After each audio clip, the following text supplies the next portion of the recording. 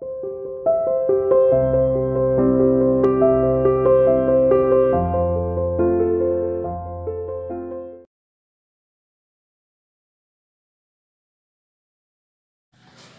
students, good morning. Welcome to you CR International School online classes. Students, how are you?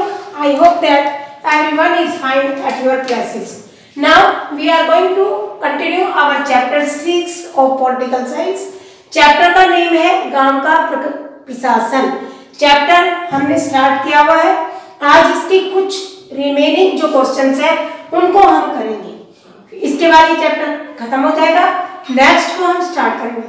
देखिए, किसानों से भू राजस्व का मतलब है जमीन का जो कर होता है, जमीन का जो पैसा होता है, जैसे कि हम अपने बिजली के बिल भरते हैं, अपना हाउस टैक्स भरते हैं, उसी तरह से खेतों का भी जो कर होता है, जो टैक्स होता है, उसको कौन वसूल करता है?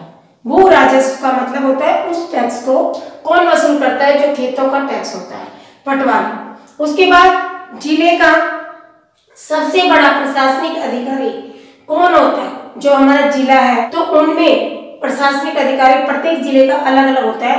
कौन होता है? जिला कलेक्टर। ठीक है। जाति प्रमाण पत्र कौन जारी करता है? जब विद्यार्थी लोग किसी फॉर्म वगैरह को भरते हैं तो उसमें अपनी कैटेगरी को शो करना कंपलसरी होता है। एससी, बीसी, जनरल, जो भी कास्टेज होती है उन सबका जो प्रमाण पत्र बनता है वो कौन जारी करता है? तहसीलदार। भारत में गांव की संख्या कितनी है? 6 लाख से ज्यादा। पटवारी के कामों का निरीक्षण कौन करता है?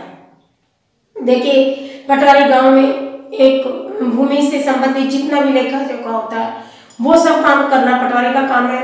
उसे कानून को भी कहा जाता है, लेखपाल भी कहा जाता है। एरिया के हिसाब से उसके अलग अलग नाम है।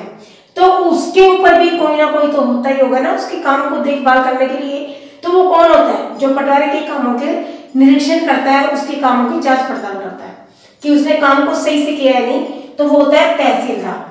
हिंदू अधिकार अधिनियम 2005 जो स्टार्ट हुआ उससे किसको अधिक फायदा होगा? महिलाओं, क्योंकि महिलाओं को अपने पिता की, अपने भाइयों की या पैतृक जो भी संपत्ति होती है अपने पति की, उसमें से वो उस प्रॉपर्टी में से लेनदार है, पुत्रों के समान उनका भी अधिकार है कि वो उसमें बंटवारा जब भी हो तो वो उसमें उनके हिस्से में भी जमीन जो आए वो उसको ले सकती है। ठीक है। तो आज के इतने क्वेश्चन है 6th लेसन के। आप इनको अपनी कॉपी में राइट कीजिएगा। आप यहां से उतारना जितना भी काम डेली का आपको भेजा जाएगा। अब देखिए, कंडीशंस दोबारा से ऐसी बन गई है कि केस ज्यादा आ रहे हैं, तो गवर्नमेंट ने कुछ टाइम के लिए केवल 30 नवंबर तक आपका स्कूल ऑफ किया है। तब तक हम जो भी काम होगा वो आपको ऐसे ही भेजेंगे और आप राइट भी करते रहिए, साथ में उस क्वेश्चन को याद भी करना है। ठीक है। अब हम नेक्स्ट जो चैप्टर है हमारा नगरों का प्रशासन, ये आपको लिख लेना है।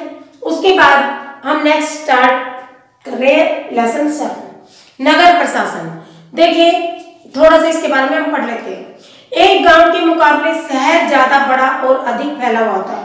शहर की गलियां ज्यादा चौड़ी होती है, यहाँ के बाजारों में ज्यादा भीड़ भाड़ होती है। यानी गांव जो होते हैं वो कम, थोड़े से खुले ज्यादा होते हैं। लेकिन शहरों में आप आते हो, गांव से कभी कोई भी चीज खरीदने शहर में आते हो, आप देखते हो कि शहरों में कितना ज्यादा भीड़ भड़का होता है। गलियां कितनी, गांव की गलियां ज्यादा, शहरों की जो सड़कें हैं वो चौड़ी चौड़ी होती हैं। बाजारों में भी बहुत ज्यादा भीड़ भाड़ होती है, क्योंकि शहर के लोग भी, आसपास के गांव के लोग भी वहां से सामान खरीदते हैं। शहरों में पानी की, बिजली की सारी सुविधाएं होती हैं, अस्पताल होते हैं, ज्यादा वाहन होते हैं, यातायात की नियंत्रित करना पड़ता है, ट्रैफिक पुलिस खड़ी होती है। आप देखते हो आने जाने वालों को इशारा देते हैं तब वो आगे बढ़ते हैं। क्यों? क्योंकि सारी सुविधाएं होने के कारण लोग, भीड़ भाड़ ज्यादा हो जाती है, क्योंकि हर कोई अस्पताल जा रहा है, कोई शिक्षा प्राप्त करने जा रहा है, कोई काम पर जा रहा है। तो शहरों में गांव की अपेक्षा ज्यादा भीड़ भरा माहौल होता है। क्या आपने कभी सोचा है कि ये सब इतने सुचारू रूप से कैसे चलता है? इसको कौन चलाता है? भाई, ये इतना भीड़ को नियंत्रित करना, अस्पतालों को चलाना, स्कूलों को चलाना या बाजारों को एक संगठित रखना, ये काम कौन करता है? कौन सी संस्था इस सब के लिए जिम्मेदार होती है कैसे निर्णय लिए जाते हैं, कैसे योजनाएं बनाई जाती हैं, कौन लोग होते हैं जो ये सब काम करते हैं। तो आइए इस पूरे चैप्टर में ये शो किया गया। इतवार की एक अलसाई हुई दोपहर थी। अलसाई हुई का मतलब है दोपहर या ढलती हुई सी। माला और उसके साथी शंकर, जहांगीर और रेहाना, कौन कौन, माला, शंकर, जहांगीर और रेहाना गली में क्रिकेट खेल रहे थे। शंकर ने बड़ा अच्छा ओवर फेंका था और रेहाना आउट होते होते बची थी। मतलब जब शंकर ने गेम को स्टार्ट किया तो उसने ओवर फेंका और वो काफी तेज लगा, उससे रेहाना आउट होते होते बची। रेहाना के आउट न होने से शंकर हताश हो गया। हताश का मतलब निराश हो गया, उदास हो गया। इसलिए उसने इस उम्मीद से कि वह कैच आउट हो जाएगी, एक 60 बार और फेंके। हुआ उल्टाई। रेहाना ने इतनी तेजी से बल्ला घुमाया कि गेंद ऊपर चली गई और गली की जो ट्यूबलाइट थी वो टूट गई। मतलब इस लेसन में क्या शो करना चाह रहा है राइटर कि जो गांव का प्रशासन था, जैसे ग्राम पंचायतें थी, पटवारी था या तहसीलदार थे, इन सब ने मिलकर गांव के प्रशासन को सुचारू रूप से चलाया हुआ था। तो अब नगरों में जैसे ट्रैफिक लाइट आना जाना या रोड लाइट की, इसकी व्यवस्था कौन करता है। तो रेहाना चिल्लाई, अरे ये मैंने क्या कर दिया। तो शंकर तपाक से बोला, तुम ये नियम बनाना भूल गए कि अगर तुम्हारी गेंद से गली की ट्यूबलाइट टूटेगी तो तुम आउट मानी जाओगी। तीनों ने ही तब शंकर को विकेट की चिंता छोड़ने के लिए कहा और कहा जो हुआ सो उसके बारे में चिंता करने की ज्यादा जरूरत नहीं है। पिछले हफ्ते, अब क्वेश्चन देखिए इतने तक में क्या क्वेश्चन निकलेगा कि बल्ला किसने घुमाया था तेजी से और गेंद किससे टूटी, किससे टूटी, रेहाना से। ध्यान रखना है आपने, अगर क्वेश्चन पूछा जाता है कि रेहाना ट्यूबलाइट किसके द्वारा टूटी तो रेहाना के द्वारा।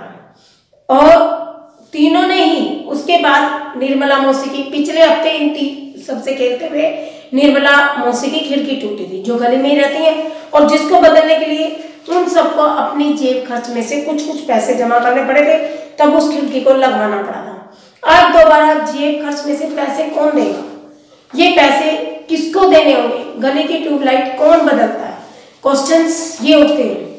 माला का घर सबसे पास था, चारों भागकर माला के घर गए और उसकी माँ को सब कुछ बताया। सारी बात सुनकर माला की माँ ने कहा कि उन्हें इस बारे में कुछ खास पता नहीं है, बस यही मालूम है कि ये नगर निगम की जिम्मेदारी होती है। देखो आप सोचो कि क्या पूछना चाहता है राइटर, यानी कि गली का कोई भी सरकारी चीज है, ट्रैफिक ये ट्यूबलाइट हो गई या पिलर हो गए या कोई भी सरकारी ऑफिस हो गए, उनका कोई नुकसान होता है तो उसकी जो भी भरपाई होती है वो किस तरह से हुई। उन्होंने सुझाया कि यास्मीन खाला से पूछो। माला की मम्मी ने मना कर दिया कि मुझे कुछ नहीं पता, आप यास्मीन खाला के घर जाइए, मुस्लिम है ये, और वहाँ हाल ही में वो नगर निगम सेवा से निर्वृत्त हुई है, यानी वहाँ से वो अपनी ड्यूटी को पूरा कर चुकी हैं, अब वो रिटायर हो चुकी हैं, तो वो आपको वहाँ का पता बता सकती हैं कि वो कैसे काम होगा। और सारे जाओ और जल्दी वापस आना। यास्मीन खाला उसी गली में रहती थी, उसकी और माला की माँ से उसकी बहुत अच्छी दोस्ती थी। चारों दौड़कर खाला के घर पहुंचे और जैसे ही उन्होंने दरवाजा खोला एक साथ पूरा किस्सा सुनाने लगे। बच्चे हड़बड़ाए थे क्योंकि उनसे नुकसान हो गया था। अगर आपसे भी हो जाए, आप गले में खेल रहे हो तो सारे घबरा जाओगे ना। जब वो पूछने गए तो सारे जल्दी जल्दी अपनी बात को कहने लगे। उनका सवाल सुनकर यास्मीन खाला बड़े जोर से हंसी और बोली, कोई एक व्यक्ति नहीं है जिसको तुम पैसा दे सकते हो, एक बड़ी संस्था होती है जिसको नगर निगम कहते हैं, ठीक है। वह सड़कों पर रोशनी की व्यवस्था, कूड़ा इकट्ठा करने, पानी की सुविधा उपलब्ध कराने और सड़कों में बाजारों की जो भी सफाई है उससे रिलेटेड जो भी काम होते हैं वो कौन करता है, नगर निगम। माला बोली, हाँ मैंने नगर निगम के बारे में सुना है, मैंने शहर में बोर्ड भी देखे हैं, नगर निगम द्वारा लोगों को मलेरिया के बारे में बताने के लिए लगाए जाते हैं। तो खाला ने कहा कि तुम बिल्कुल ठीक कह रही हो, नगर निगम का काम ये सुनिश्चित करना है कि शहर में बीमारियां ना फैले। ये स्कूल स्थापित करता है, उन्हें चलाता है, शहर में दवाखाने और अस्पताल चलाता है, बाग बगीचों का रख रखाव भी करता है। उन्होंने आगे जोड़ा, हमारे पुराने शहर बहुत ही बड़े शहर है और यहाँ नगर प्रशासन चलाने वाले संस्थान को नगर निगम कहते हैं। निकल आया ना क्वेश्चन, क्या कि नगर की जो व्यवस्था है, अस्पताल की, बाजार की, स्कूल की, गलियों की, सफाई की, सड़कों की कौन करता है? नगर निगम नाम की संस्था। छोटे कस्बे में इसे नगर पालिका और बड़े में इसे नगर निगम कहते हैं। आप ऐसा करना, रीड पेज 65 एंड 66। थोड़ा थोड़ा करके हम रीड करेंगे।